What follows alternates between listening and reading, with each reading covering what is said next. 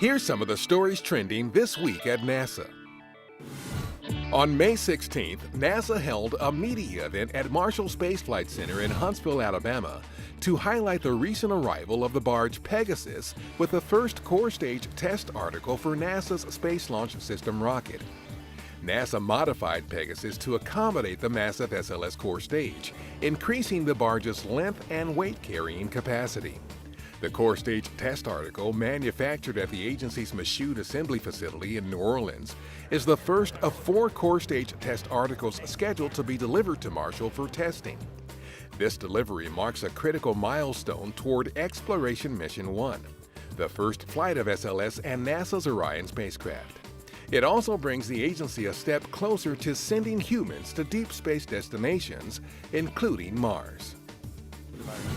Also on May 16th, NASA's acting administrator Robert Lightfoot discussed the agency's goals and plans for the future during a conversation with journalist Allison Stewart at the Atlantic's Space Forum on the launch pad Return to Deep Space. The event, held at the museum in Washington, brought together policymakers, key players from NASA, and space industry experts to explore the technologies needed for successful human missions to deep space. Lightfoot highlighted the agency's plans for flexible, reusable, and sustainable infrastructure to support exploration missions of increasing complexity that will eventually take humans to Mars. The U.S. Astronaut Hall of Fame inducted its 2 newest members on May 19. Ellen Ochoa, the director of NASA's Johnson Space Center in Houston, veteran of 4 spaceflights, and the first Hispanic woman to go to space, and Mike Foale, who has served on the Space Shuttle, the Russian space station Mir, and the International Space Station, were inducted to the Hall during a ceremony at the Kennedy Space Center Visitor Complex in Florida. NASA took students and educators on a virtual tour inside Johnson Space Center's Meteorite Curation Laboratory recently.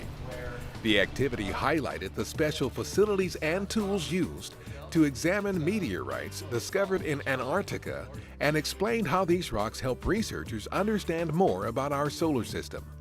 The tour was part of NASA's partnership with Texas Instruments to host the Search for STEMnauts, a virtual scavenger hunt designed to ignite students' interest in science, technology, engineering, and math. And that's what's up this week at NASA. For more on these and other stories, follow us on social media and visit www.nasa.gov/twan.